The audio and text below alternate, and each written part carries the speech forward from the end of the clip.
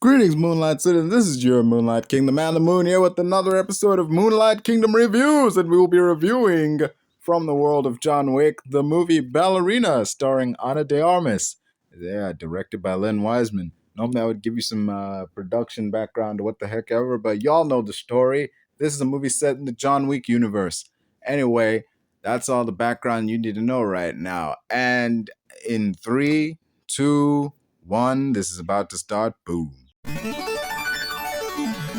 Anywho, so the movie begins in medias res. Yeah, there's spoilers.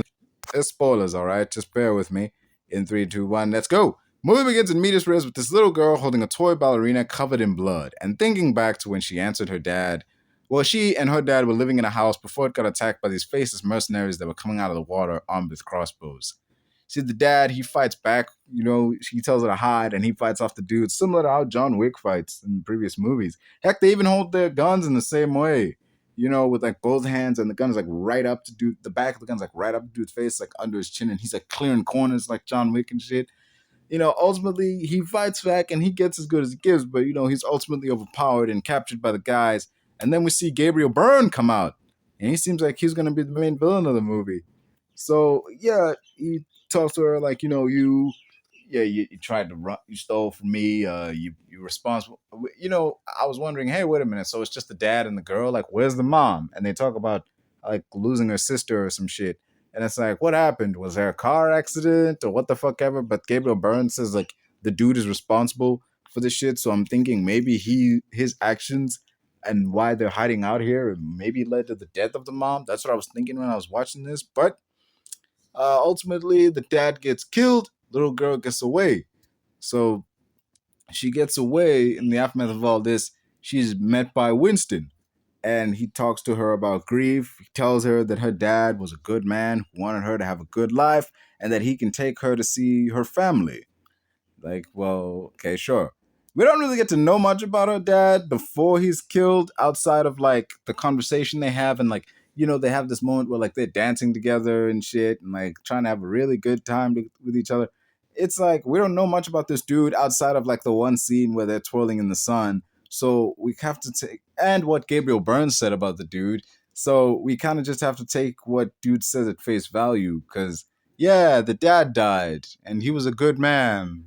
Was he though? I mean, we saw one scene where he was being a good dad, but like we don't know what he was like beyond that. Because Gabriel Byrne shows up and is like, "Hey man, you responsible for like the death of like my daughter and all this shit." So it's like, oh man, like was he that good of a dude? We don't know. We don't. Well, I guess we'll find out. But anyway, moving on for that. Kikimara. That's what they call it. The Kikimara, a vengeful, destructive spirit that goes after the guilty and protects the innocent. That's what they say that her father was, because it turns out Mama and Papa were assassins. So yeah, that's what they said the dad was, the Kikimara.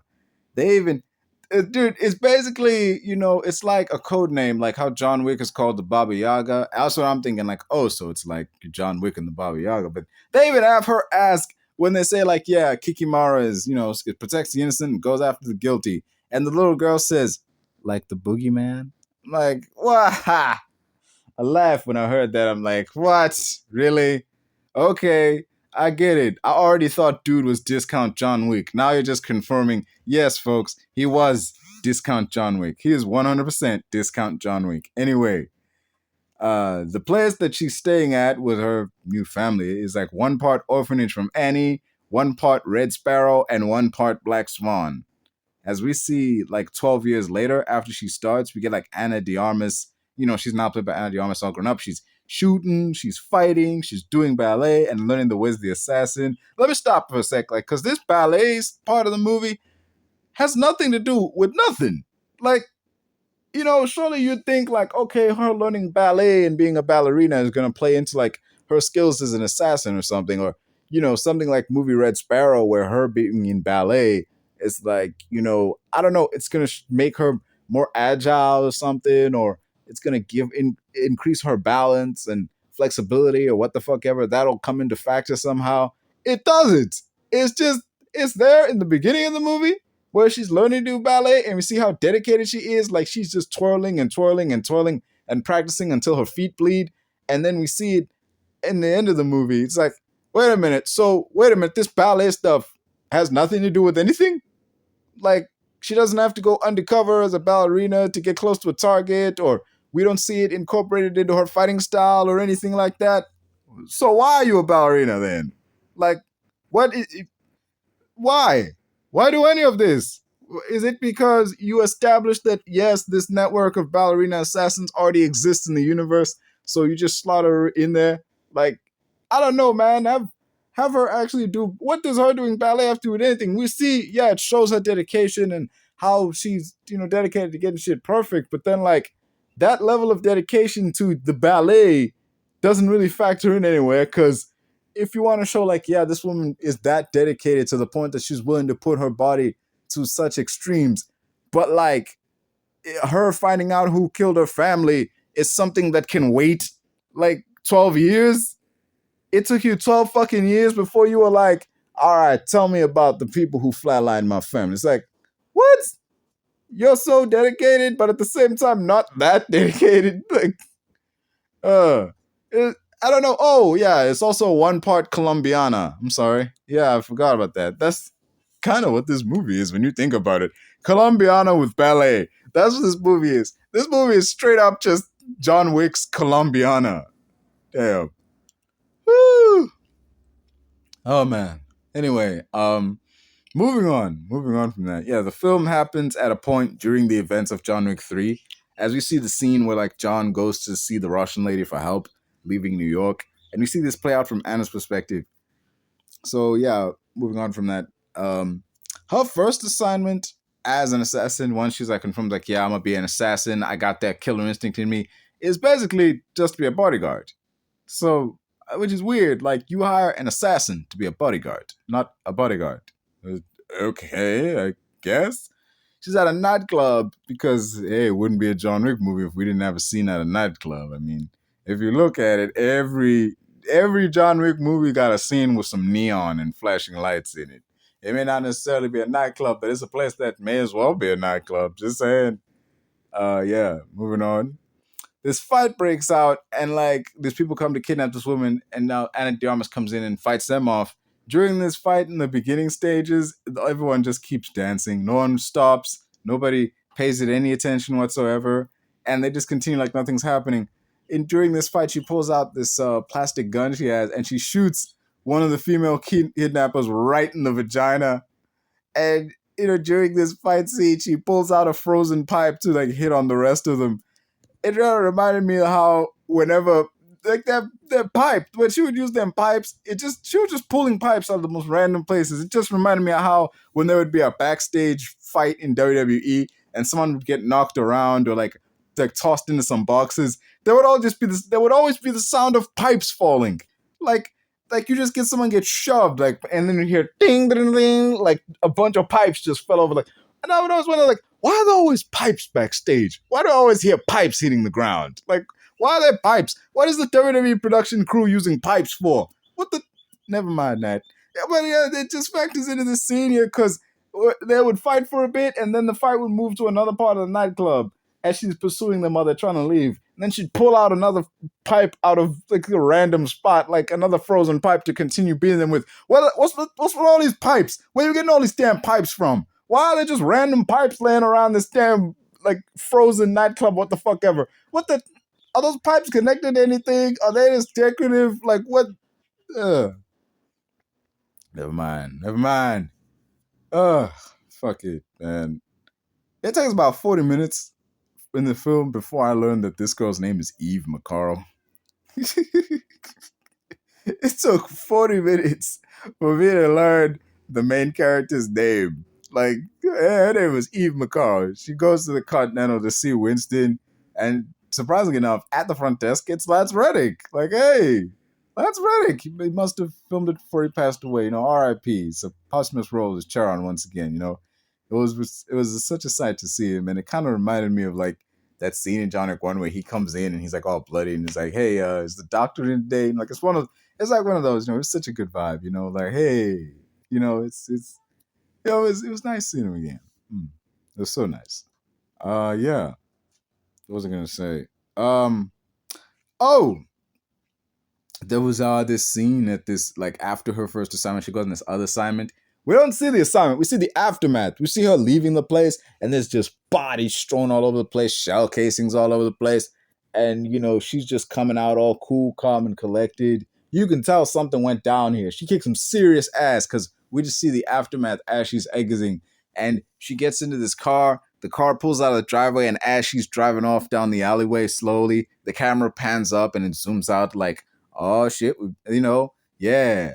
It's like an end of, it's like, how do I explain this? It's like in Gears of War, when you hear that, it lets you know, like, yeah, the action's over, you can relax now. But then out of nowhere, boom, she gets hit, she gets hit by a car.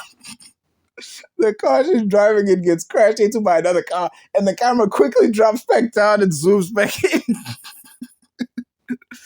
It was, yeah, because you as the viewer, you think, okay, I can relax now because, okay, the action's gone. We're gonna get like a nice like slow zoom out and like just show like we're about to get a title card scene, but no, the fight ain't over yet. Get your ass back in that seat. Don't you care? Calm down.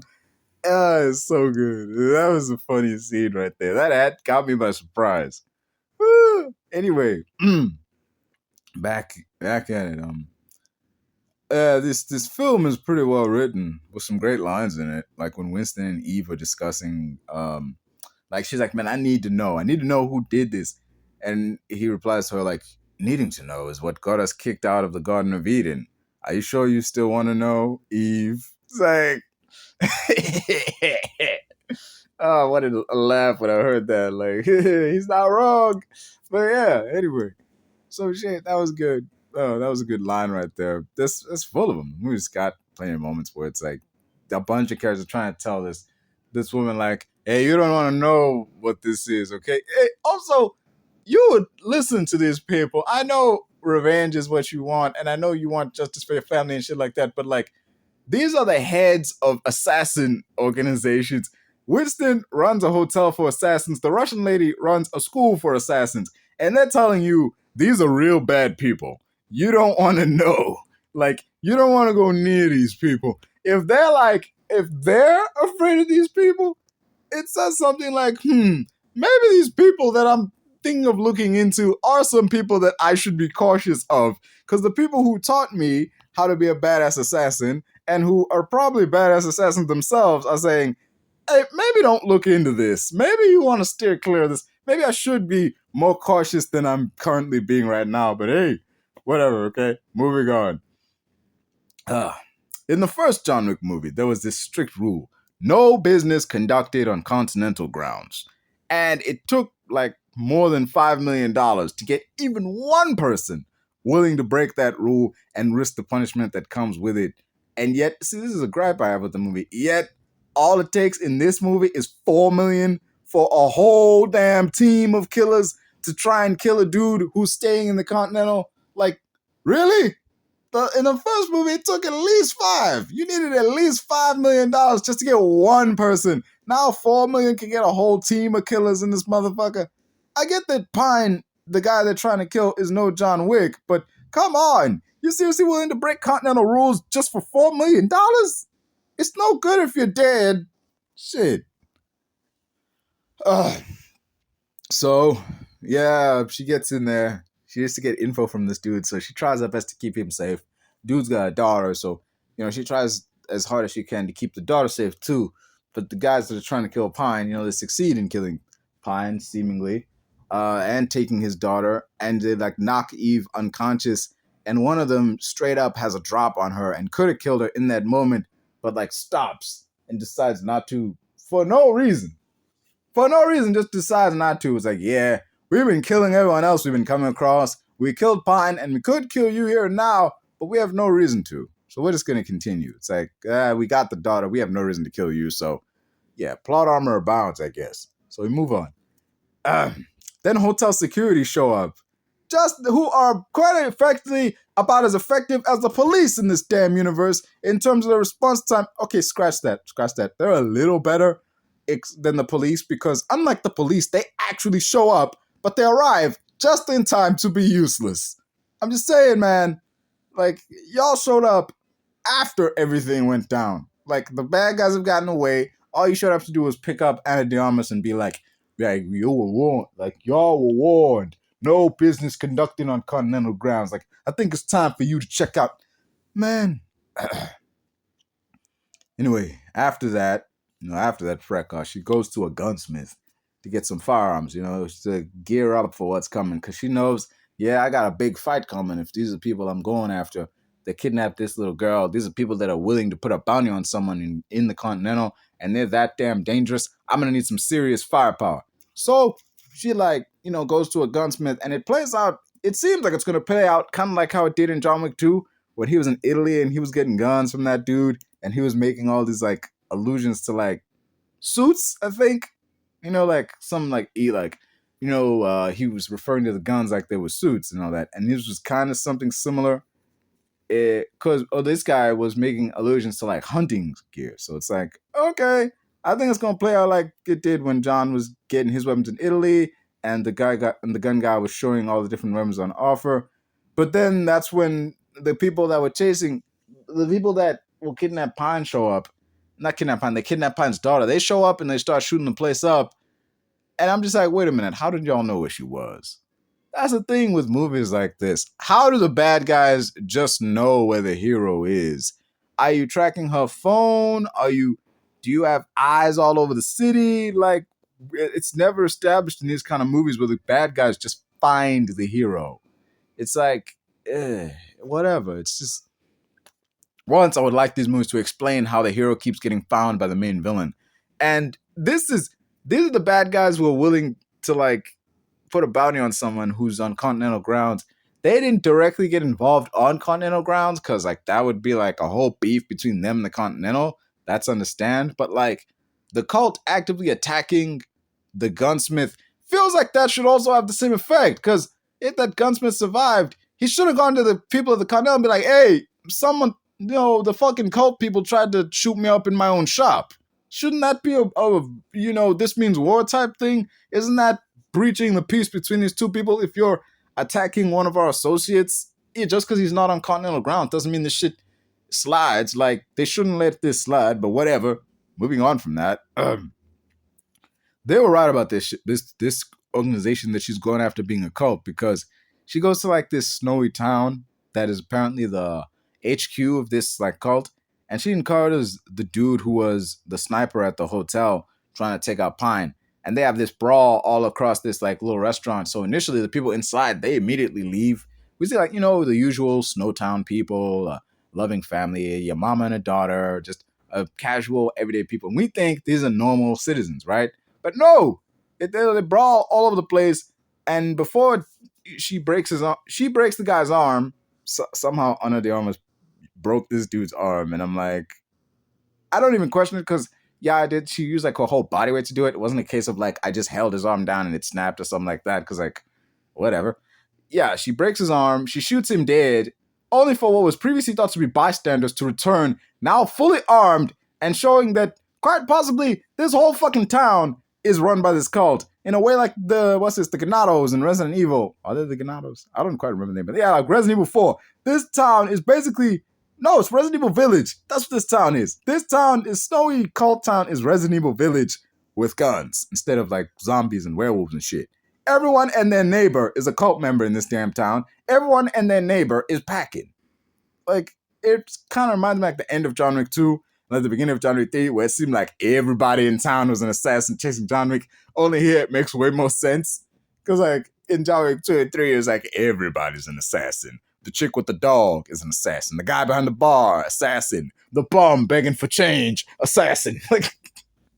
What the fuck? Okay, that was ridiculous. Everybody's an assassin. The artist in the park, assassin. The random dude at the train station, assassin.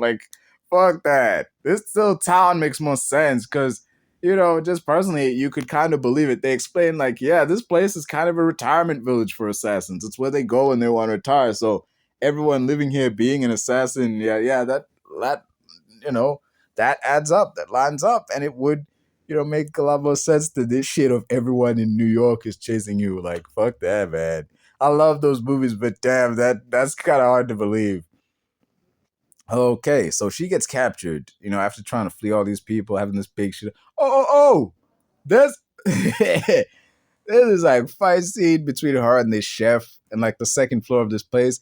Initially, Armas thinks that the chef is just a bystander. She's like, "Look, I'm not gonna hurt you." But then the chef is like, "Ah, but I'm gonna kill you, bitch!" And like, comes slashed at her with the knife, and she gets fucked up. Yeah, this movie is so fucking good. It's like, if I had to tell you the layout of this movie, it's like we have a fight scene, breather, a shootout, and a breather. Fight scene, shootout, breather. Fight scene, shootout, breather. It's like, it goes like, yeah, that's kind of what it feels like. Every now and then it'll be shootout, fight scene, breather, but like, it's kind of what the movies lay out. By breather, I mean we have like exposition and conversation and the character traveling from place to place. It's something like that. It's pretty good.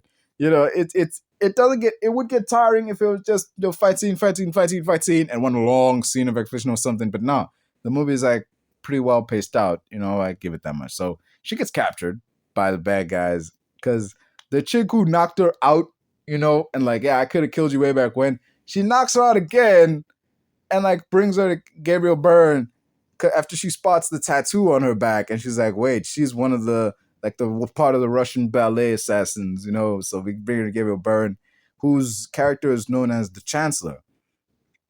It's revealed that this chick who spotted the tattoo is Eve's sister, who she thought was dead, but is actually still alive. And we reveal that, yeah, they all used to live in this town as part of the cult. Even the sister even have a, we're not so different, you and I, conversation.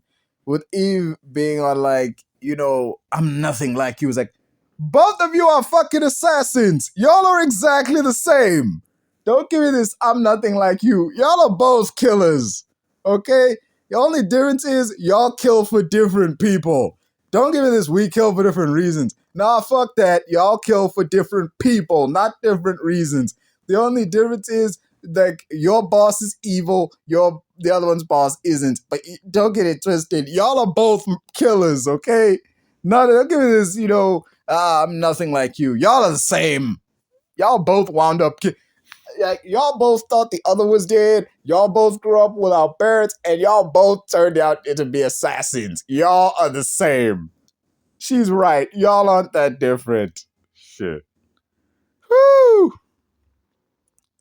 I'm just glad. I'm glad, okay? This conversation, don't get it twisted. Don't think just because I'm yelling that I'm mad at this movie. I'm not mad at this movie. I like this conversation because it's for the first time the hero and someone on the other side have a we're not so different, you and I conversation. And it's true. They're not that different. Ugh. Shit. There's this great one take where Eve is battling these mercenaries in this flaming cabin with this katana. It's actually really well made. It kind of reminded me of Kill Bill in a lot of places before she's telling the Chancellor on the radio, like, this isn't done until you're dead.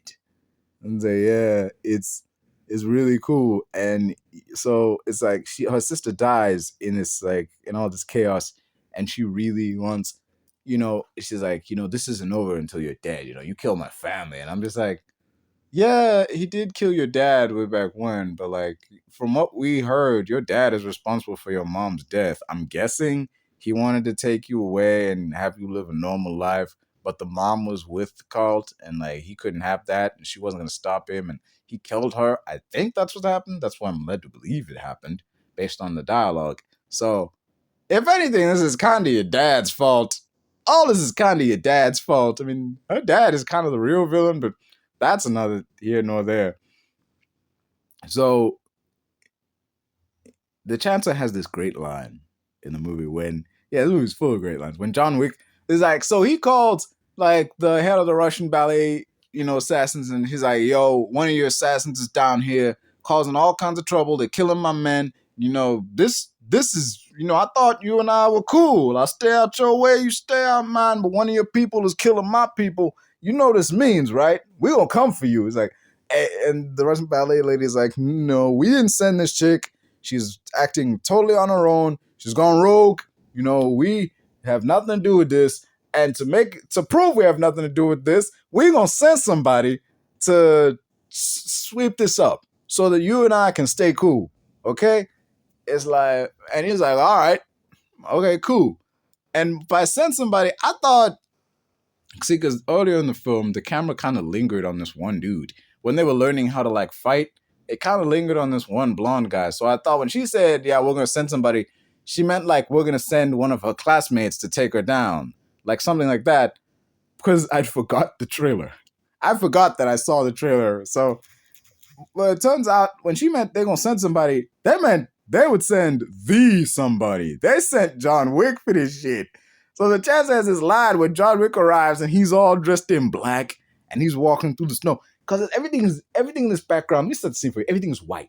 The snow coming down, all white. The background has this white hue all over it. The buildings have this like gray look. The train is covered in snow, so it's white. Snow on the ground. Just nothing but snow all over the place. Everything is just white, all over the place.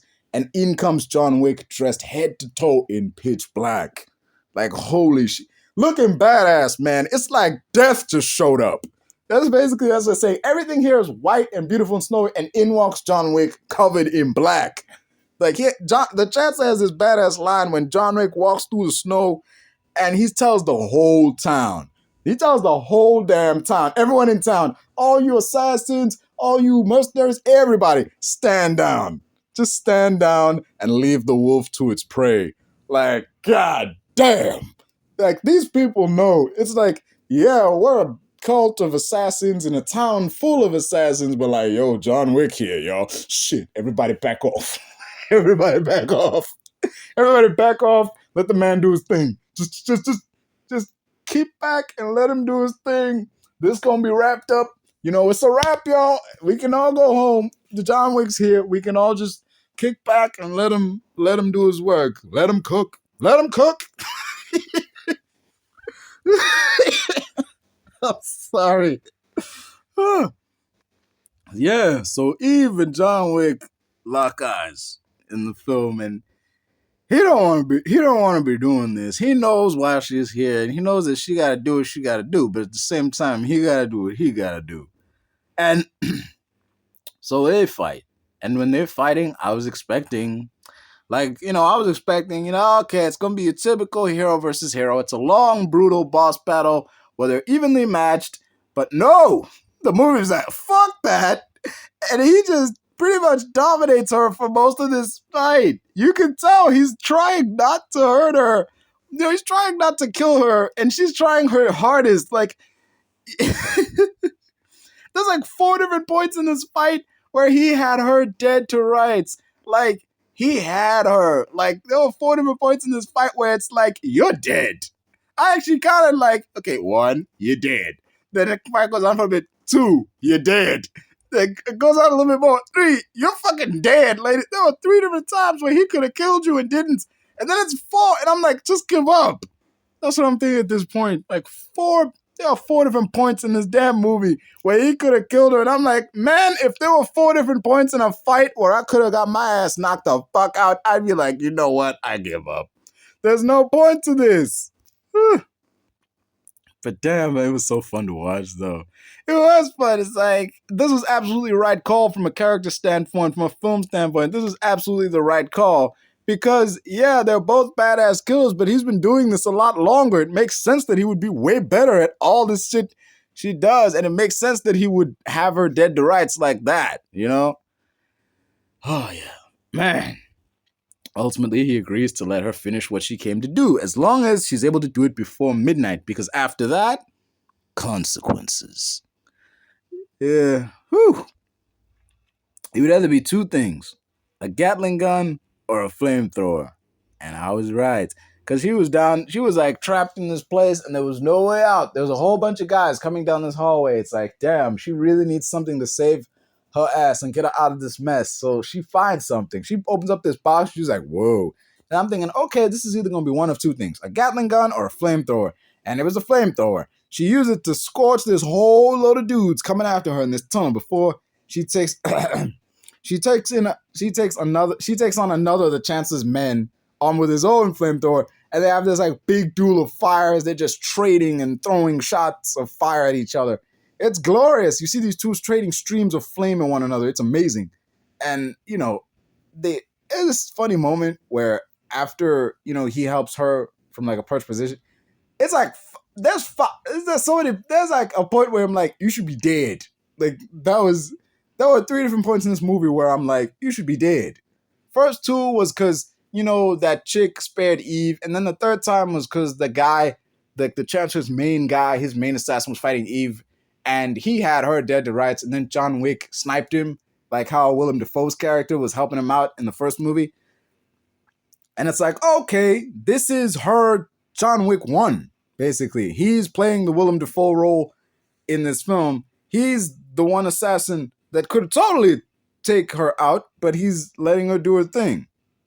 That's kind of what's going on here. And this there's this moment where a spotlight shines on him while he's like sniping and helping her out.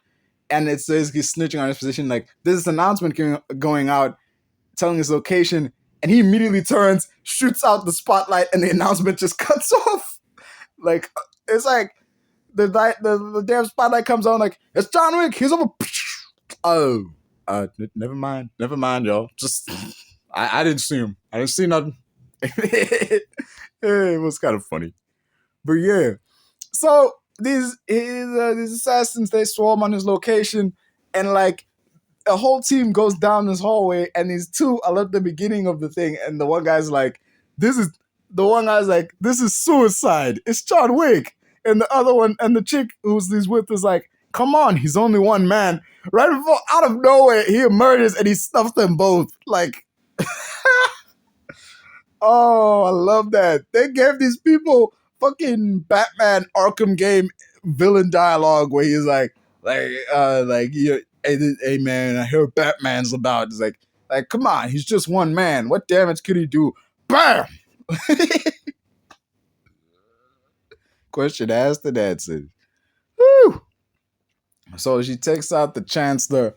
And before she does, there's this moment where he's holed up in his house, and like one of his goons comes up and like, they're like, we should leave. We should try to leave and find sanctuary elsewhere. And he's like, in like the hundreds of years this town has existed, never has, the person who's running the place had to flee from any incoming threats or what the fuck ever. Like, he's basically saying like, we're not leaving. I'm not leaving. And then another henchman comes in and he's like, we can't find John Wick. And it cuts to them getting the fuck out of there. It immediately cuts to them getting in a car and driving away. It's like, when he thought it was just anadearmas' character, he's like, I'm not going anywhere. I ain't for this shit. We're not leaving. But then it's like, hey, we can't find John Wick. We don't know where he is. Shit, let's get out of here. Let's go. Come on, move. Why are you still here? Let's go. Oh, that was good. This movie is funny. This movie is funny in places. I'll give it that much. It's funny in the right ways. It's fitting with the other movies in the John Wick franchise, and like there's humor to be found in a lot of things. It's not quite the slapstick humor and the physical comedy of the other John Wick movies, but it's funny in its own ways. I'll give it that much. Oh shit. Yeah. So, after she caps the Chancellor, it's revealed. Surprise, surprise, it turns out that Pine didn't die. Despite the fact that we saw him get shot, Pine didn't die. We even saw him have that final, that final death breath. And I'm like, wait, he didn't die? Not only did he not die, but the Continental people were keeping him alive. And he gets reconnected with his daughter, which, works out because it allows for Eve to potentially have further moves as this badass assassin without worrying about a little girl by her side the whole time. And, she wouldn't exactly be the best parent anyway, given that the film ends with her having a $5 million bounty on her head. But still, we get this happy ending we get that. It's like happy ending with like Pine getting to raise his daughter now free of the cult, and the ballerina assassins, they're finally free of this cult. They no longer have to play nice with them because like the leader's dead and most of the assassins are dead, and basically most of this town is dead. Most of that town has now been wiped out by Eve and John Wick, which means like there's probably going to be a bunch of kids growing up without parents. Just saying. And and John didn't have to kill Eve. Everybody gets a happy ending. I mean, even Eve's friend, one of Eve's friend who, like the head of the Russian ballerina lady, said that, she doesn't have that killer instinct. She's not cut out to be one of us. Even she gets a happy ending because she gets to join the ballet, and she does this like whole stunning sequence that Eve's character Eve was really trying to nail at the beginning of the movie. She nails it wonderfully in front of a whole crowd of people, and Eve is watching on, proud and happy. Like everybody gets to have some sense of normalcy back in their lives except Eve, as she finds out, like, oh yeah, there's $5 million on my head, and she leaves as the movie cuts to black. Overall, the movie from start to finish had some great moments. Did great jobs in terms of escalation and the stakes getting higher and higher. In the beginning of the movie, she was fighting with like a rubber gun she was fighting with like a plastic gun and rubber bullets and like using pipes on her bare fist. And then she has to improvise with like kitchenware in that cafe where she like broke that dude's arm and fought that chef. And the third act, she was just taking on wave after wave of mercenaries with like machine guns. It's kind of like that fucking flamethrower, and it all culminates in this boss battle between her and this other like main henchman where they're like trading, they're trading blows with the two flamethrowers, and she switches to this like fire hose, and it really reminded me of that one scene in X-Men Last Stand between Iceman and Pyro, where it's like ice on one side, then fire on the other side, and it was like she just kept getting closer and closer and closer, and it was a really well done because she was blasting this fire hose as like the widest amount of water that could jet out to take on his flame. And she was getting closer and closer and closer, and he was getting closer and closer and closer, and the steam was growing. And then she changed the focus to like, instead of like this wide stream, into like this one main jet that just shot straight at him. It was really well done. Like, it really shows that she was creative and quick thinking on her feet, and some good character work. And yeah, this film reminded me a lot of the Furiosa movie, the Mad Max Furiosa movie. That was, in terms of like the character's desire to get revenge above all else, and like how this chick's dad was John Wick Light, similar to how Praetorian Jack was Mad Max Light in that one. Yeah, there's some similarities in this movie, but hopefully, unlike Furiosa, this movie actually, makes a ton of money at the box office, and we get to see more films like this. But yeah, this was a very well-made action movie. I'd give it a 7 out of 10. Say if I had to give it a rating, 7 out of 10 shots, in my opinion. So yeah, that's my thoughts on Ballerina, from the book of John Wick. I don't know what the movie is called. I just know that it's called Ballerina. I know that that's what the main like title is. Okay, that's about all I need to know for the time being. So yeah, Ballerina. Oh shit, I was right. Ballerina. It's from the world of John Wick. Ballerina. Okay. Not to be confused with Ballerina, that other movie about the ballerina chick who's also an assassin, that 2023 movie that's on Netflix. Don't confuse those two movies. They're totally different, apparently. Except that one has way more ballet in it. But anyway, yeah. Folks, this has been another episode of Moonlight Kingdom Reviews. Please do not forget to like, share, subscribe, all them nice things. I've been your host. This has been another Moonlight Kingdom View, and we're out of here.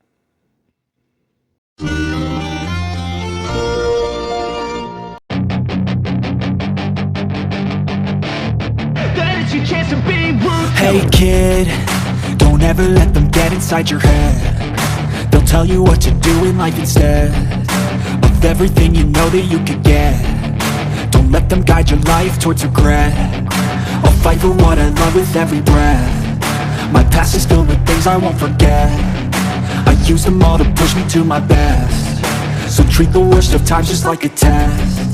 If only I could go back in time, I'd tell myself that everything will end up alright. Just push yourself, test yourself, figure out what you like, and find your limits, don't be rigid, always work towards a prime. Surround yourself with open minds, people can change your life. A few friends with intent can help you feel alive. Find a passion, take some action, and with a little time, just be patient, make a statement, try to enjoy your life. They'll try to kick you while you're down. They wanna rise up while you drown. They wanna fill your head with doubt. They're silently scared that you'll figure it out. I'll make it look like I'm losing.